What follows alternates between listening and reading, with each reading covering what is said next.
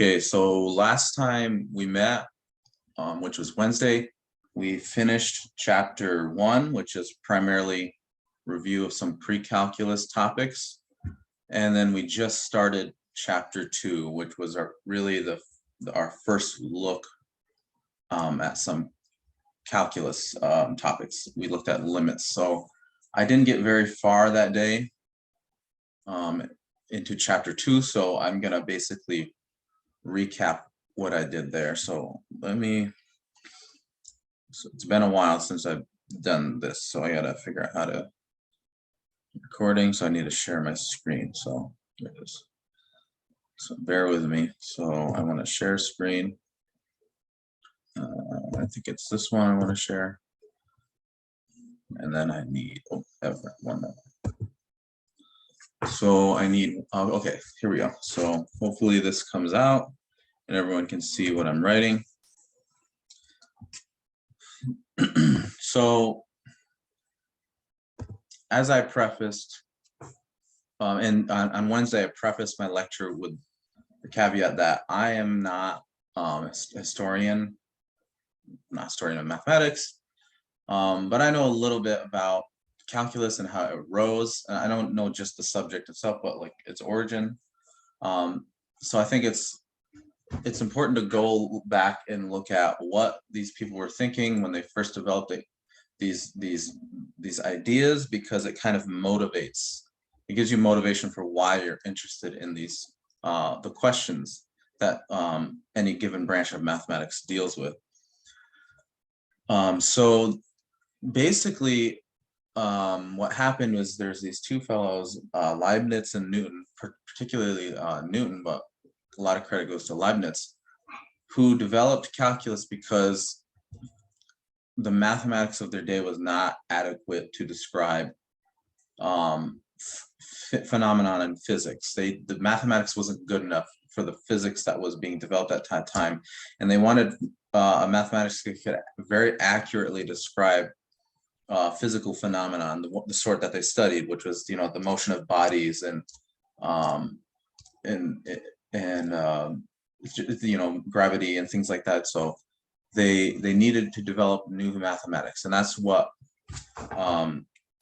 Isaac Newton and Gottfried Leibniz did. So the question that they were kind of interested in is, how do you describe, or how does one describe instantaneous rate of change?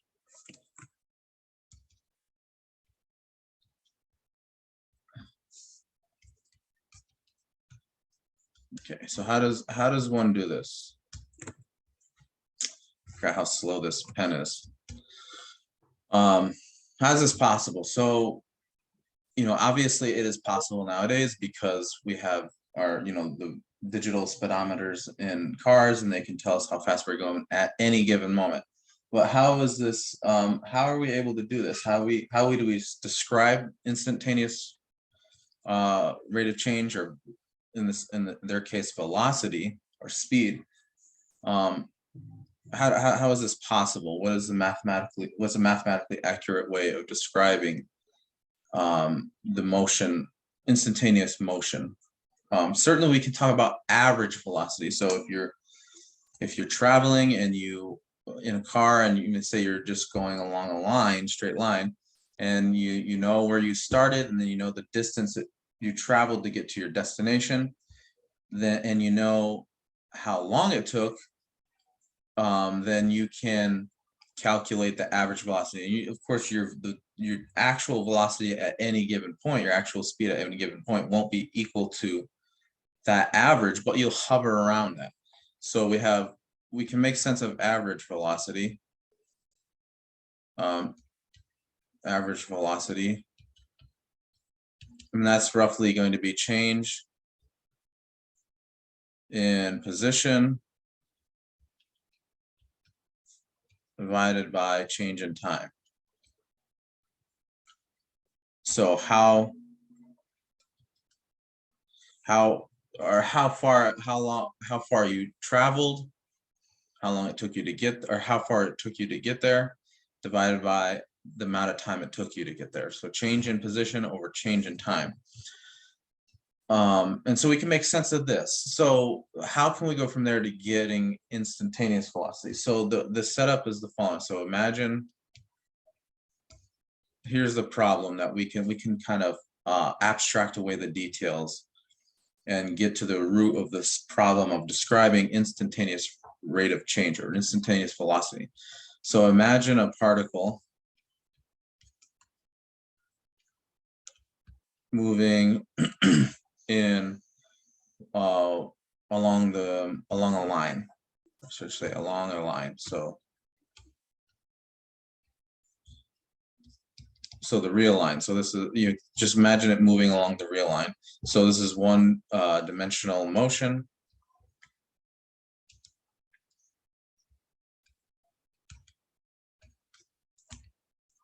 Oops. So we have the real line, looks something like this. We've got 0, and then you can imagine that the particle starts here, and then it travels here. Then it goes back, ends up here. It's obviously not moving off the line, but just to show you that it's going back and forth, it's always confined to this line. So it starts at the origin, goes to the right, then goes back to the left, and then it goes off past the origin and back off to infinity. Just keeps traveling to the right. So that's, imagine that it's moving along that like that. So we have this particle, and so we have its position is a function. So the position, let's write that down. The position of the particle. So the position of the particle relative to the origin 0 is a function of time. So I give at any given point, we're assuming that I can, measure these things pretty accurately. I can measure positions. I have like maybe a camera that's able to, this high quality camera that can take snapshots at any given time, and I can see where it is, and then I can measure the distance and tell you where it is at any given point. So the position of the particle relative to the origin is a function. So this is functions that not arise naturally in describing physical phenomenon.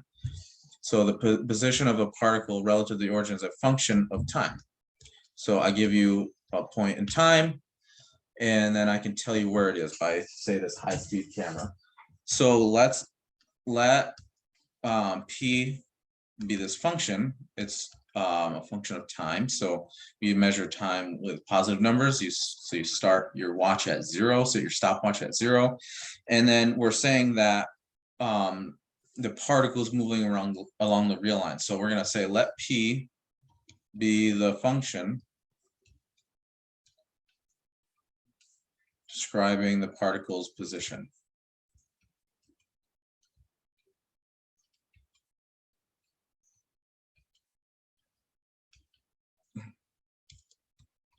Okay, so let this be the function describing the particle's position. So given T, oops. So given some time T, P of T is its position at T, at time T, is position at time T. So this is a function from the positive non-negative numbers to the real numbers, and so we can actually plot this. This is a nice function. So here again, functions and sets, they're essential to mathematics. All mathematics really is about functions and sets, and because physics is almost indistinguishable from mathematics, really it's just, some even might even argue it as part of mathematics, but it's definitely uses mathematics. Functions and sets are very important in theoretical physics. So understanding these concepts is very important. This seemingly odd concept of a function is very natural, actually. So functions can describe lots of phenomenon. So in this particular example, we're looking at the position of a particle, and the position of the particle is going to be a function of time. So we call this P, and then P of T will be this position. So here's what maybe the graph of P of T might look like. It does, it can be any shape, but let's just, sorry, this is kind of hard. So let's just draw something. Let's draw something that might be the graph. So we said it starts at, so this is the p-axis, the position axis, and this is the t-axis, time. So we time starts at 0 right here, and then it marches along this way. So, so the graph, so for example, we said it moves to the right, then to the left, and then to the right again. So it moves to the right a little bit.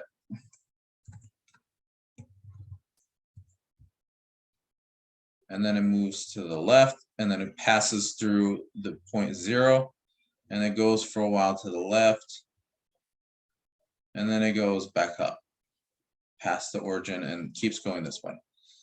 Of course, the motion doesn't have to look like that. It can look like anything, but we're just trying to get we're trying to look at a specific example, but allow it to be general enough that we can like get out the main ingredients of what we're trying to do. And that's what we're trying to do is make the notion of instantaneous velocity precise. So I want to know what the velocity of the particle is at a given time. Let's call that time t. So I give you that time, I trace it down here, and there's its position. So this will be P of t0. So I can calculate average velocity, at least. I can at least do that. So I take another time, sometime later. I could have taken some time before it. Again, remember, we're imagining I have a high-speed camera and I can measure its position at any given instant. So now I take t0 and I look at its position there.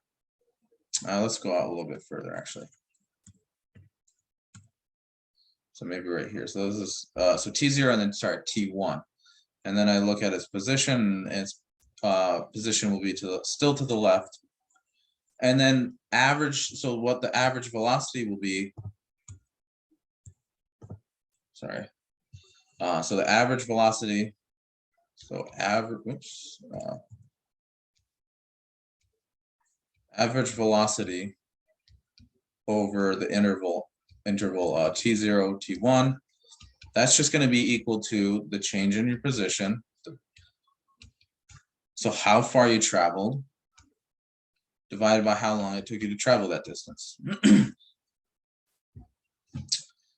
And in fact, this is actually what this actually is this is the tangent, or this is the slope of line passing through the points t0, p sub 0, p of t0, and the point so t1, p of t1. So we have this line. Let's see if I can do this. Oops, nope, screwed it up already. This line traveling, or this line going through these 2 points, and what we've actually just calculated is the slope of this line passing through these 2 points. So as I said, when you travel over this interval, this time interval, you have an average velocity which you can calculate over using this quotient right here, and you'll get the average velocity over that trip from t0 to t1. And of course, your actual velocity at any given point in that interval will not equal the average velocity, but it'll be pretty close. So the idea is then, well, if I take, what happens if I look at a smaller interval of time? So I take t sub 2, I can trace down the point, I can look at its position, and I can do the same process where I calculate the average velocity. This gives me the slope of this line. And if I calculate this average velocity over this smaller time interval, then it should be closer to the velocity at time t0. It should be closer. So these averages, what happening is, as you take these time intervals smaller and smaller and smaller, you take points in time that are closer to t0, this average velocity that you calculate should just give you the actual instantaneous velocity at t sub 0. The approximations are getting better and better and better. It's like you're taking more and more data points. You know, when you just do a statistical analysis of whatever phenomenon, the more, it's always better to have more data points because that represents whatever you're trying to measure. In this case, what we're trying to measure is the instantaneous velocity. And how we can do that is by computing these averages, and they're going to get better as you take more and more data points to compare. And the idea then is that you just keep, you do this process ad infinitum. You just keep doing it. And this leads to the notion of a limit. So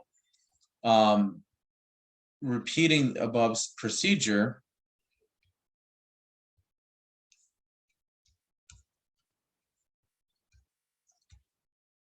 gives us average velocity calculation.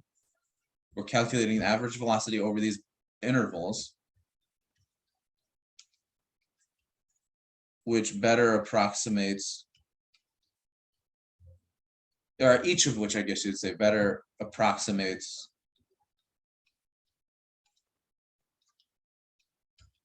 what we want to say is the instantaneous velocity at t0. So let v of t denote,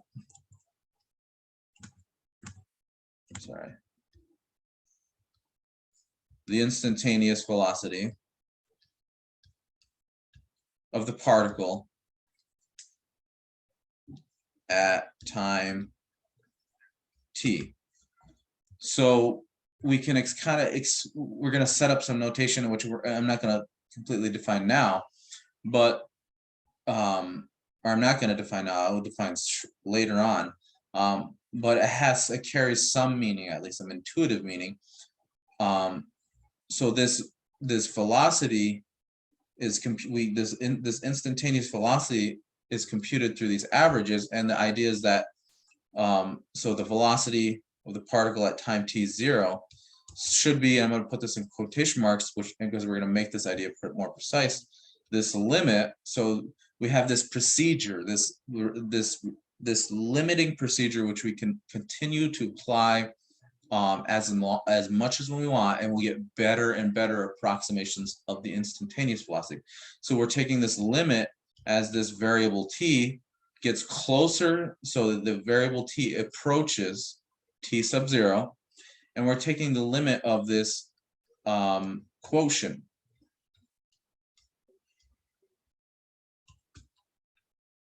So the idea then is that you take a number t, it's as close as you want to get to t sub 0, but it doesn't actually have to equal t sub 0. Just gets as close as you want. You compute this average, and you get something that's close to the actual true instantaneous velocity. So this is in quotation marks because I haven't fully defined what all this means. And then you do that process again. It's a limiting process. You do it again. And then you take another point t even closer to t sub 0, and you calculate the average again. And then you'll see, as you can make this table of values for each t, and you'll see that that number is this average that you compute is approaching some other number, and that is by definition the instantaneous velocity. So Yeah, I don't want to write that out because it's a lot, but let me just repeat again, just to make it clear. So you take, you want to compute the instantaneous velocity at a given point or given time t sub 0. You do this by approximating it by looking at the average velocity, and you do that by looking at the position at points in time very close to the point in time you're interested in, and then you take these averages, you make a table, and then you look at what that value is approaching, and that value that you're approaching, that you're getting closer and closer to by computing more and more averages, is going to be by definition the instantaneous velocity. And so this will end up being the derivative. So velocity, and this will be the derivative of position with respect to time. So WRT means with respect to time. So this will be our first example of a derivative. And all of this is extremely general. You can look at any function and look at it as a variable. The function will depend on some other quantity, and you can say x be the variable representing that quantity, and you can do this exact same limit. So for example, you could say maybe your function, it describes, so you have a metal rod, say, and then at the center of the metal rod you have a heat source, and you are looking at the temperature of the rod, the distribution, say, at any given time. And so the temperature of the rod will be a function of time. And then you can look at, say, how quickly does the rod take to reach a certain temperature? Well, how you do that is you do this by this limiting procedure in computing derivatives. So you can find the rate at which, so to find the rate at which, so position is, a velocity is the rate at which position changes. This is a derivative. The same thing with the example of temperature, the temperature of the metal rod.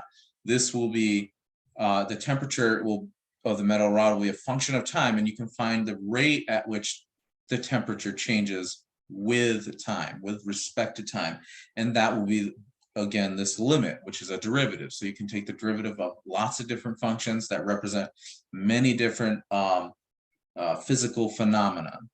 So this is really the root of calculus. This is the reason why calculus arose, because Newton was trying to describe the physics of his day, which was interested primarily, I mean, the questions he was kind of interested, he did a lot of different stuff in physics, but he wanted to do the motion of bodies. But he did stuff, I think, in optics and thermal physics and all that stuff. So he worked a lot in physics, but really a lot of these questions, or really calculus, arose from just thinking about instantaneous rate of change. So this is the idea of a derivative, and this is the idea of a limit and taking limits of functions. So this is, again, this is chapter 2. So this is, I'm not quite following the book. I don't like the way they present it, this concept. So, I mean, this kind of just is basically what I covered is 2.1. So I actually didn't even write that at the top, I don't think. So this is 2.1. Yeah, I wrote a lot. I should have wrote that at the beginning. Sorry, guys. So this is 2.1, and it's on it's on the tangent problem, which we're seeing. Well, I didn't define what a tangent. So let me just, I will tell you what a tangent. So it's tangent and velocity problem, or problems. So we looked at the velocity problem. How do you describe velocity of a particle, or just the velocity of any body in motion? But what about this tangent thing? So the tangent thing is, it's really this, actually. So what's happening is you compute, you find this line right here passing through. You want to compute the instantaneous velocity, and you do that by computing all these averages and seeing what the value approach is. And what's going on really is when you do this average value calculation, as we saw, you're computing the slope of a line passing through those 2 points you choose. So for example, T0 and T1 right here. That gives you a line, and what you're computing is the slope. And then you can do it again. You can take T sub 2 and you can calculate the line between them and the slope of that line. And so as you take points that get closer, so you have these points and they're marching along, you're getting closer and closer and closer to T0. You're getting like an infinity of tangent line, or these lines. And what they're going to eventually approach is the so-called, so let me write this in red actually, the tangent line. So these lines are approaching the line, this line right here that just passes through this one point. The tangent line doesn't necessarily have to be horizontal, but in this case it is. But all these lines, they're like, if you look at a bunch of these lines, they're approaching this red line, and that the slope of this red line actually gives you the instantaneous velocity. That's what this derivative calculation, this limit calculation here is. It's the slope of this tangent line right here. Let me see if there's a picture. I don't know if there are actually any good pictures in the book now. They're not really that great. Yeah, they're basically what I drew. So that's the tangent problem. And these two problems are one and the same: computing this limit and finding the tangent line to a given point. So the tangent line is the line. So you give a point on the graph, and it's the line that passes through that point, and that only that point on the graph. As you can see, these other lines by construction pass through other points on the graph, but this red line only passes through this single point, and this is called, the red line is called the tangent line. So the red line is the tangent line, the line that passes through only one point on the graph at the point that you choose, and its slope equals instantaneous velocity at t sub 0, the point that you chose. So and you can do this with any point on the graph. You didn't have to just choose this point right here. You could have looked at the instantaneous velocity here, and that same calculation will always give you the tangent line and its slope. So that's basically 2.1. It's a really more of a theoretical chapter. There's some calculations in here, but they're kind of dumb, to be honest. So the next thing we want to look at is 2.2. So really, we've looked at instantaneous velocity, and it led to this idea of a limit. And then we took this limit of this quotient. Well, really, we can take the limit of not just this quotient, but any sort of function. So that's what we're going to turn to in this section. So we have, this is 2.2, and this is the limit of a function.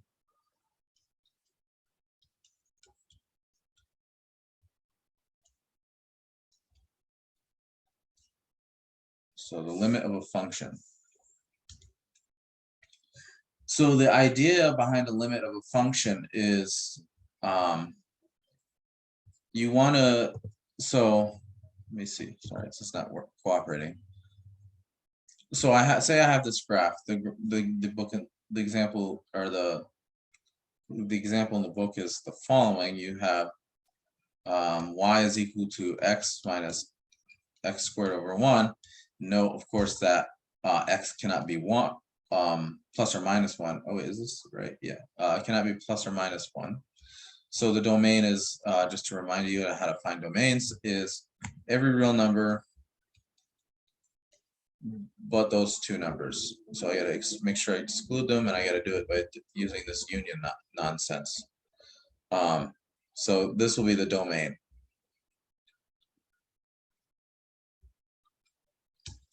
And apparently the graph looks like the following. Actually, I know it does now that I think about it. So you have the graph and it looks something like here, and then at 1 you have a hole because you can't the function cannot evaluate. There's no, it's not defined at x equals 1. So here's x equals 1 and there's this hole. So now while it's true that you can't, so I actually don't want to call this y. I want to call this f of x.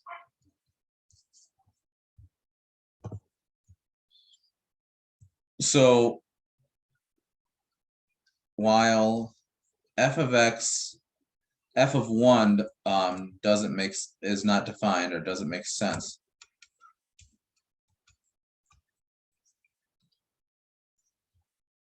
So, so the function is not defined. You can't evaluate it at 1, so it's not defined or doesn't make sense. F is defined near x equals 1. So we can look at limits of functions and say, kind of ask ourselves, like, well, what does it look like it's approaching as so if I look at values of x near, so like I take a point x here and there's a point on this graph, and then I take another point here and I look at the value of the function. So I have a bunch of these points. What are they approaching? What are they approaching? Well, it almost looks like they're approaching one half. Why? Well, why does it look like they're approaching 1/2? Because if you assume that, sorry, we're dealing with f of x. If you assume that x is not 1, say, you can simplify the function. You'll get a different function. So these should be all in quotation marks right here, because this is technically not accurate, but we want to just kind of see, like, let's just assume we can cancel things out and evaluate the function at 1. Well, I'm sorry, I just wrote the same thing over. I wanted to factor the denominator. So if you factor the denominator, you can cancel these factors out and you end up with x plus 1. So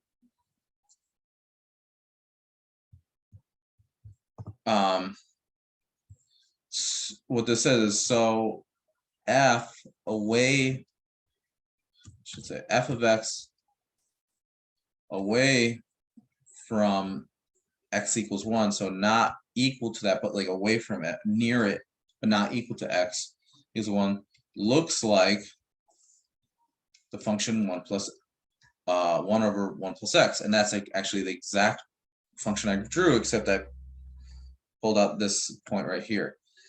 Well, if I plug in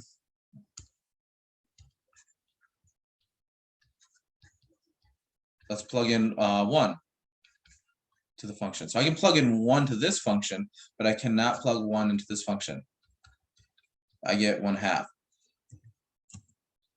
So the function f looks like the function 1 plus 1 over x away from x equals 1, and even very close to it. So the idea is that if you take a certain limit, then you if you look at the function very close to 1, it's going to look like this other function, 1 over 1 plus x. So let's just imagine then I can take these limits. So if x is not, so the reason why what I'm going to write down is valid is because I'm not looking at x values of x actually equal to 1, but just ones close to the function. I'm going to take this limit of this function as x. So I'm going to write down what this means. I'm going to write down how you read this. So limit of f of x as x approaches, here's the key word, but doesn't equal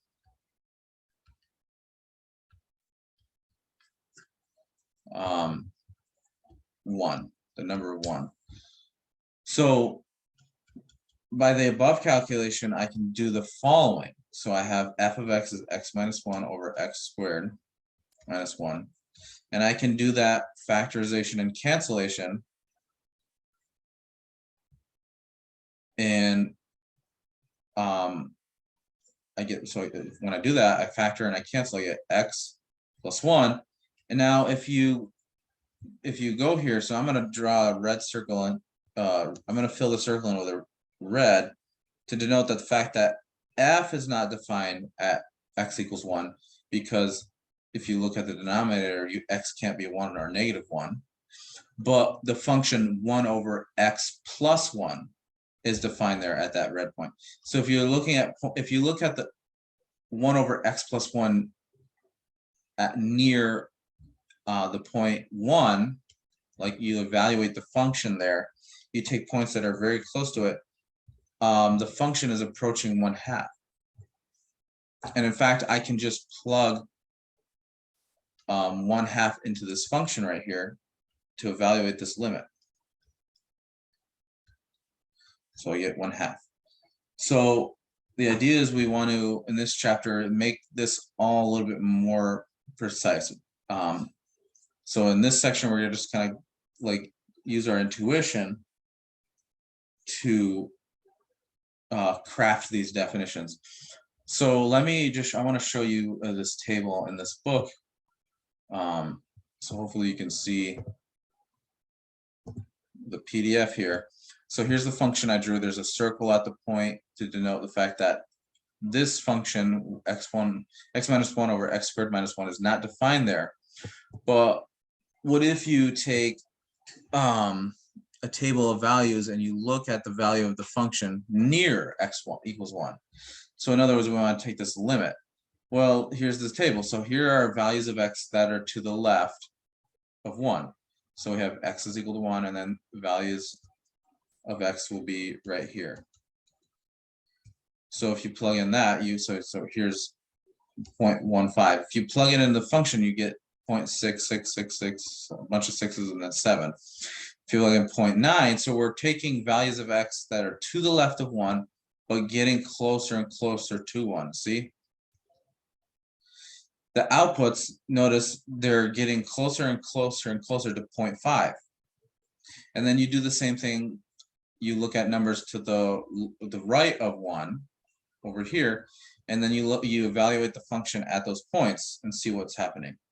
So you have 1.5, 1.1, 1.01. So this is getting close to 1. This is getting even closer, and this is closer. And of course, you can just continue this process. This is another limiting process, just as we saw with the derivative or the instantaneous velocity.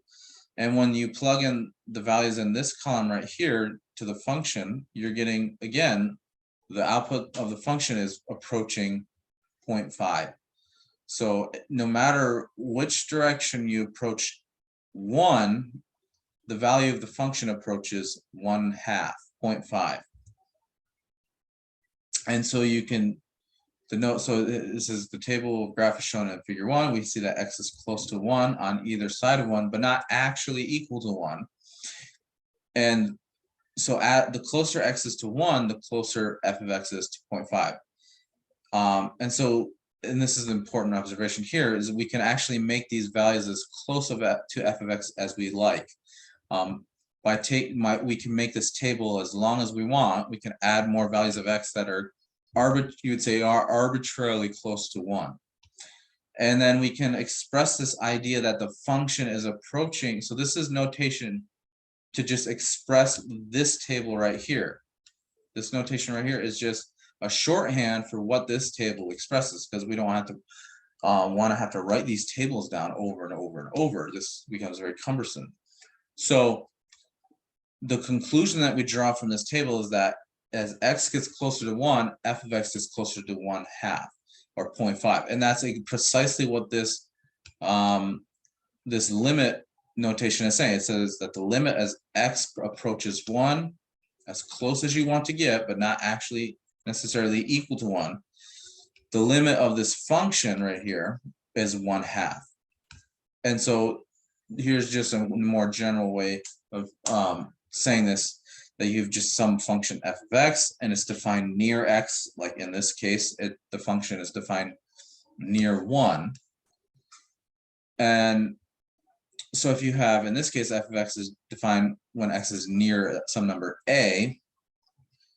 So what that means is it's defined on some open interval that contains a, except possibly at a itself, because we don't care what's happening, what's the value of the function at that given value a. Like for example, in this case, it's not even defined at this value 1, so it doesn't make sense to know what it equals at that point. But it's defined near 1. So if f of x is defined defined near x, f of x is defined when x is near the number a, we can write this notation we can use this notation to express the fact that the function approaches some other number L. So the limit of x, or the limit of f of x as x approaches a, is equal to L. And this is true if we can make the values of f arbitrarily close to L, so as close to L as we like, by looking at x that are sufficiently or arbitrarily close to a on either side. So this is just as it says, it's just an intuitive definition of what the limit is, but we'll make this more precise later on. So that's the idea behind a limit. It's you're given a function, you want to know what the behavior of the function looks like near a point, not actually at that point, because it might not even be defined there. So here are some rules. Well, here's some calculations. So, and later on we'll justify some of these calculations. So here are some limit calculations that we'll be able to eventually handle or deal with. So for example, we'll look at how to do this calculation. This actually is it's a derivative calculation, actually, really. So we'll look at this, we'll be able to explain why that's true. And then there's another one. This one, I'm not sure if the book covers this, but I'm going to write this down because this is a limit that will be helpful in calculations later on, and we may or may not justify. It depends upon if the book does it. So we'll look at limits like this, and so the limit of sine over x as x approaches 0 is 1, and then we're saying that the limit of this horrible function as t approaches 0 is 1 over 6. So these are things that can be justified. So notice these are things we'll be able to prove, actually, I should say, which is, I guess, the same thing as justify. Anyways, so hidden in this idea of a limit is looking at values of x near, I mean, this really just is the idea behind a limit, looking at values of x near a given point that you want to take the limit at. And that nearness is really twofold. It has like two aspects of it. You can look at values of values of x near a given value on either the right or the left. And so this leads to the notion of one-sided limits. So for example, there's this function, and I'm not really entirely sure why it's important or why it even needs a name, but it's called the Heaviside function. So it's piecewise defined, and it's defined as follows. And it's named after this guy, Heaviside. It's kind of weird. So this is the Heaviside function. And it only takes on two values, 0 and 1. It takes on 1 when t is greater than or equal to 0, and it takes on 0 when t is less than 0. And it's not too bad.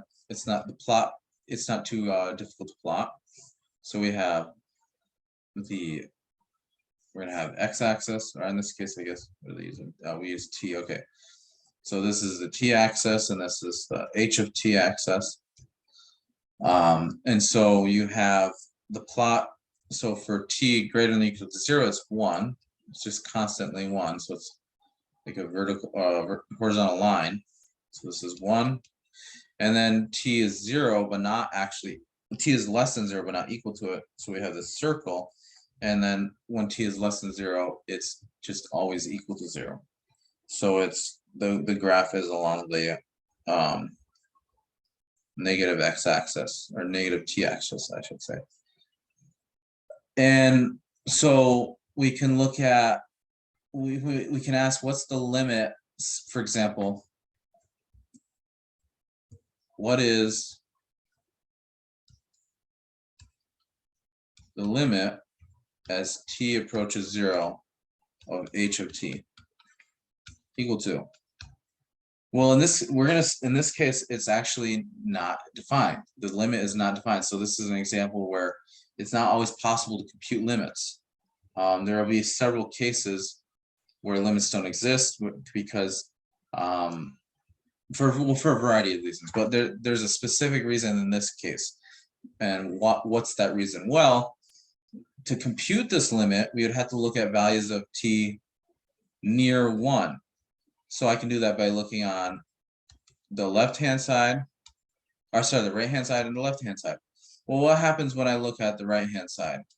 Well, if I look at the value of the function up here, the values are marching towards 1. So you might think, okay, well, this limit should just be equal to 1. But you've only looked at half of the story. You have not looked at the values to the left of 0. What are they? When you take values to the left of 0, t values to the left of 0, and evaluate the function, what's happening to the function? Well, it's approaching 0. So you have this idea, so it's not well defined even. It depends upon which direction you're approaching the number 0. If you're approaching 0 from the right, you're going to get 1. If you approach 0 from the left, you're going to get 0. So what we say is it doesn't exist. Well, doesn't exist for the reason I stated, that if you looked on the left, if you look at the limit on the left and the right, you get different numbers. So this leads us to the notion of one-sided limit. And here's the notation. So here we have the left-hand limit.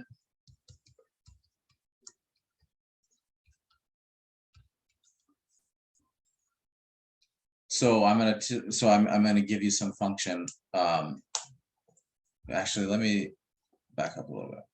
It'll be a little more formal. So let me say, first of all, so because of this problem right here, we need to distinguish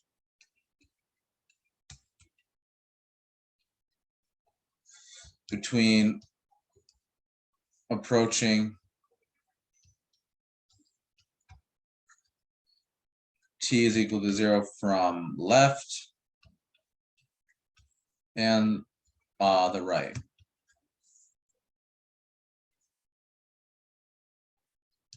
From the left and the right. So this will lead us to the notion of one-sided limit. So let me set this definition up a little bit more formally than I was going to. So f is a function defined near x equals a, some point x equals a. So it might not be defined at a, but it's defined near it, which means it's defined on some interval containing or some interval maybe centered at a, but not actually containing a. Then we have the notion of a left hand and a right hand limit. So left hand limit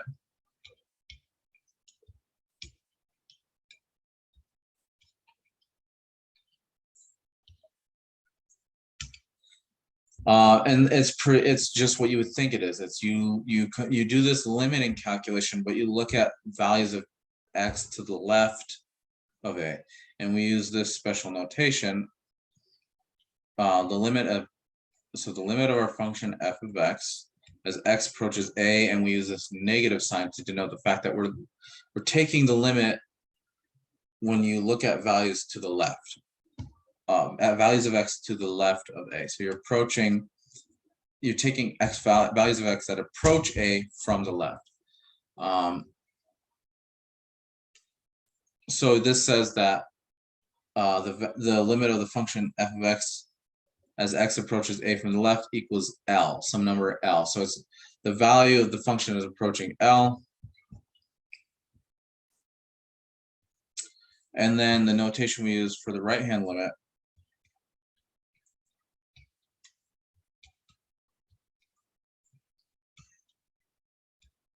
is the following. So we say that the limit of f of x as x approaches a from the right is equal to L.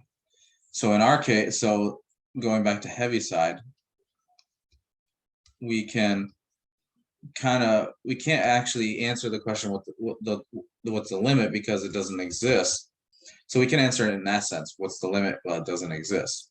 But we can talk about left and right hand limits. So we can say that the limit of t as t approaches the limit of the Heaviside function as t approaches 0 from the left is 0. And we saw that from the graph. We just looked at the graph. And then we can say that the limit as t goes to 0 from the right of the function h of t, well, that was going to be 1. And so it's going to turn out actually that we have this fact, this nice fact about limits, that to determine a limit, we only need to look at these left and right hand limits. So we have here's a fact. And it's not hard to prove. I mean, we can't prove it at this point because I have not made precise the notion of a limit. We're just like using our intuition, which is not always a bad thing, you know, just developing a mathematical intuition. But you eventually want to make things precise. So we're trying to like just get an intuitive idea of what a limit is, and then we're going to make the definition precise. And that'll probably be, I'm going to make another lecture. I know this is kind of getting long, but this is really deep, important stuff. And so I want to go over it slowly. But I'll make a lecture probably tomorrow going over these topics more precisely. We're going to introduce actually a very rigorous, this is probably your first introduction to a rigorous definition of mathematics. It's like airtight definition. And there's no ambiguity. Like you can answer any question about the limits with this definition. So here's this fact that we can eventually prove. We might not, because that might be beyond the scope of this course, but it's not too hard actually. So we have this fact that the limit of the function of f of x as x approaches a is equal to L if and only if. So first of all, this limit exists and it equals L if and only if the left and right hand limits exist and they also equal L. Oh, sorry, that's not -1. And the limit as x approaches a plus 1 of f of x is equal to L. So what does this say? So it says that the limit of this function as x approaches a exists, first of all, exists, and it equals L if and only if these two limits, the left hand and the right hand limit, exist and they both equal to L. So there's some conditions you can't just say, oh, these two limits exist, therefore this limit exists. The left and the right hand limits exist. No, you have to have that they exist and they equal the same number in order to conclude that this quote unquote overall limit, the limit when you take into consideration both directions. So for example, let's look at an example of something, these left-hand and right-hand limits. So this is example 4 in the book. So we're given a graph, and maybe it looks like the following.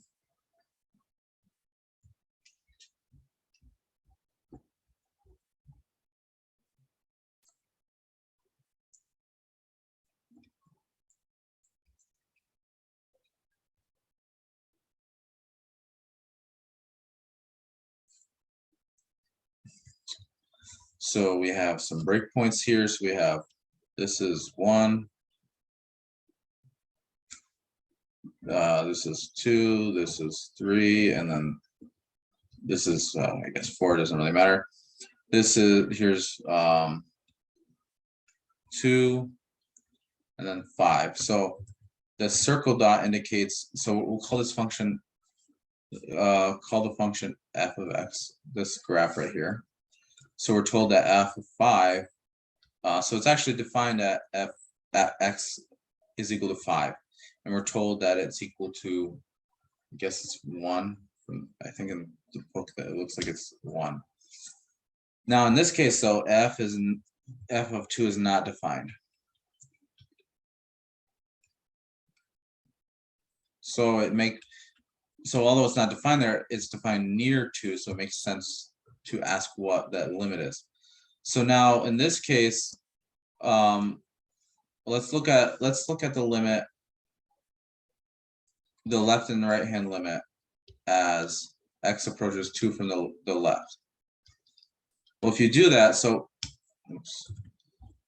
you look at values to the left of 2, so they're going up here. And it looks like if you kind of look at what they're approaching as x approaches 2, it looks like 3. So it looks like the output of the function is, or it's not the output because it's not defined at 2, but it looks like it's approaching 2. And if you look at the limit as x approaches 2 from the right,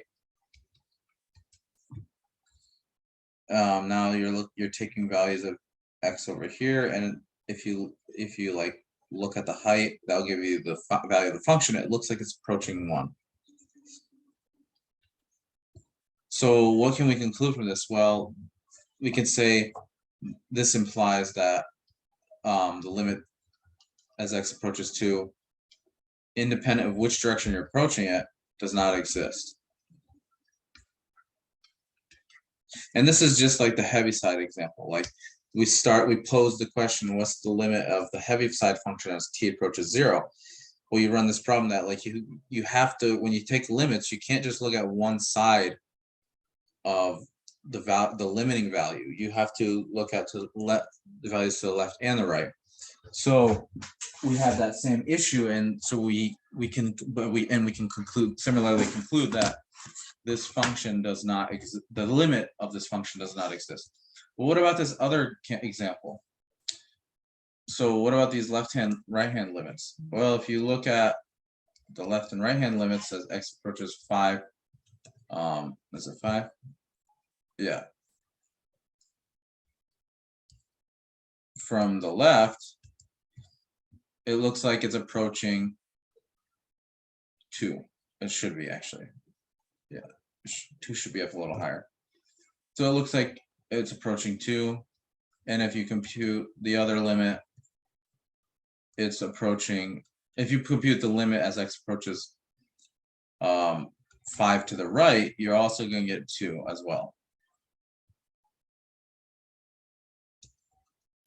So they're getting close to this value. That, 2 should be a little higher, but you get the idea. So in this case, from that fact, we can apply that the limit as x approaches 5, independent which direction you're going, exists and equals 2, because these left and right hand limits exist and they're equal to 2.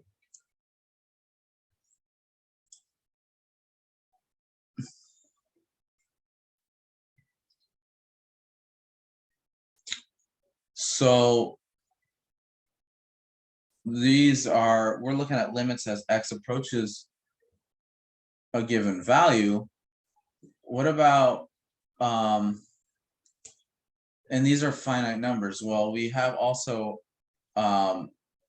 infinite limits, and these aren't really that bad. So like, suppose we look at this function. So now we're done with this right here. So that's the idea of a left and right hand limit. Let's look at f of x as x. Let's look at the function f of x, 1 over x squared. If you plot this,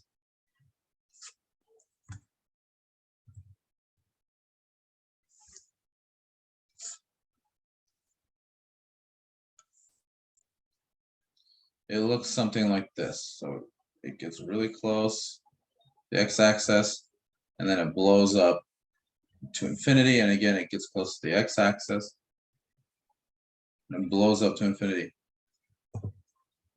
So what is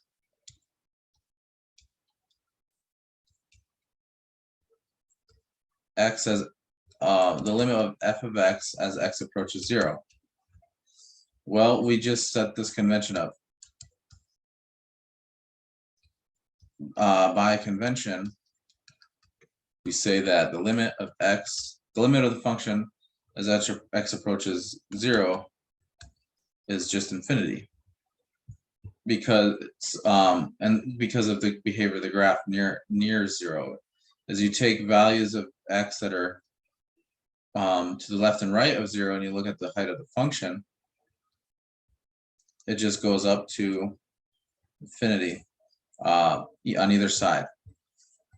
So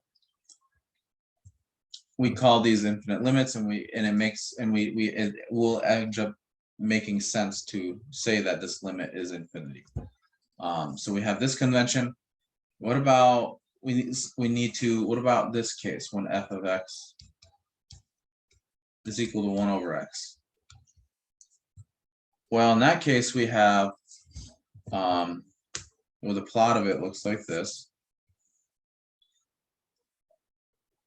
It goes like this, and then it goes like this.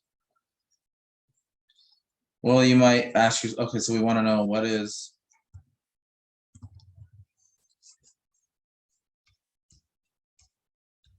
the limit as x approaches 0 of f of x. Maybe I should write it out more. So x approaches 0 of 1 over x. Well, if you take values of x to the right of 0, it's kind of the same behavior as in the last problem, last example. If you take values of x that approach 0 from the right and look at the function at those, these values are going off to infinity. However, if you look at values of x to the left of 0 and you evaluate the function, you get a different answer. You get a different story.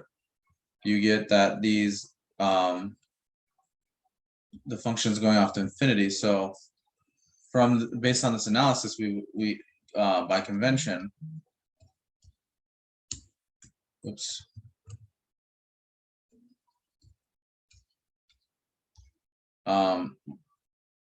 The limit does not exist. We say that that limit doesn't exist.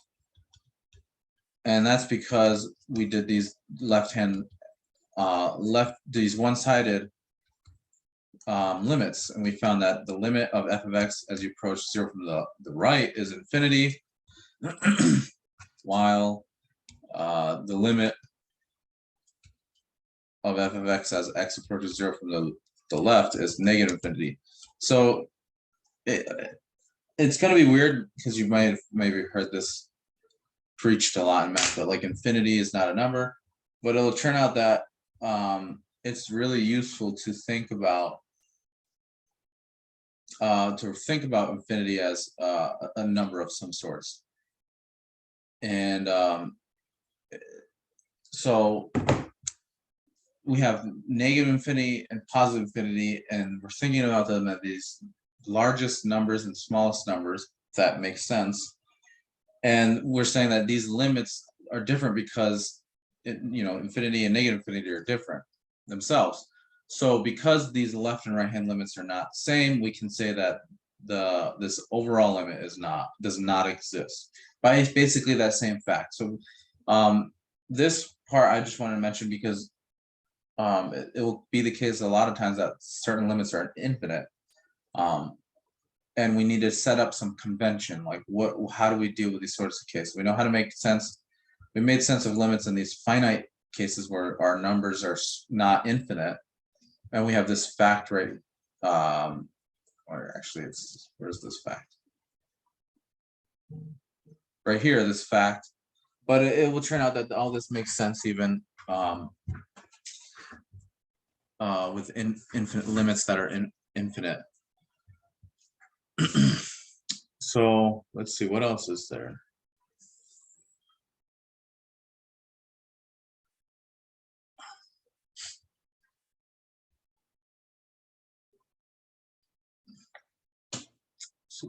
Okay, I see. So these will actually have a way of interpreting these calculations. These calculations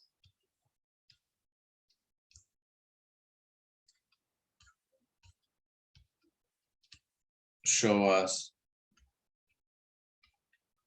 that f of x has what we call asymptotes, vertical asymptotes, I should say.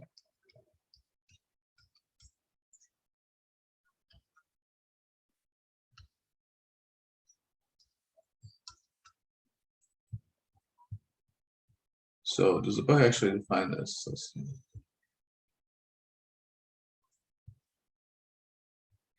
So a vertical asymptote is just a line that your function gets very close to. I mean, yeah, you can't really define the vertical asymptote without this idea of a limit. I mean, they're all embedded within each other. So the idea behind a vertical asymptote of a function is it's the line that the graph of the function approaches as you look at values of x near that line. So in this case, x is equal to 0. This vertical line x is equal to 0 is a vertical asymptote of 1 over x.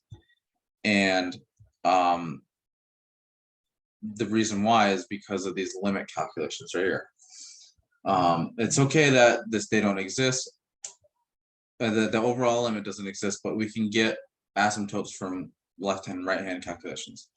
So the same thing in this example. The line x equal to 0 is a vertical asymptote of the function 1 over x squared because the graph function gets arbitrarily close to the line as you look at points getting closer.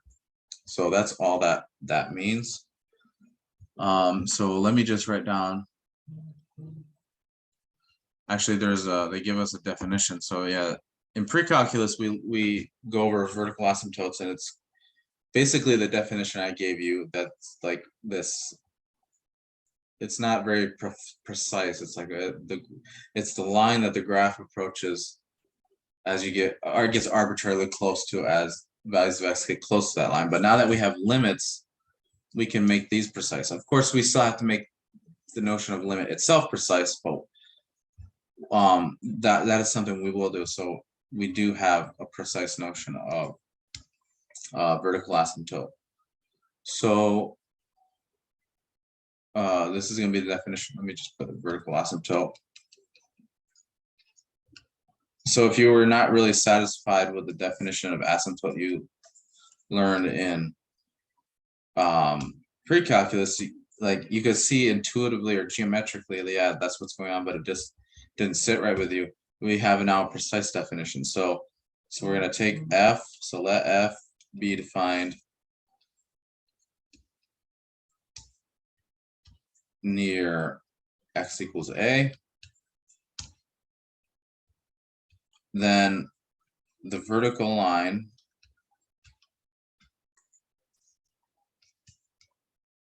x equals a is called a vertical asymptote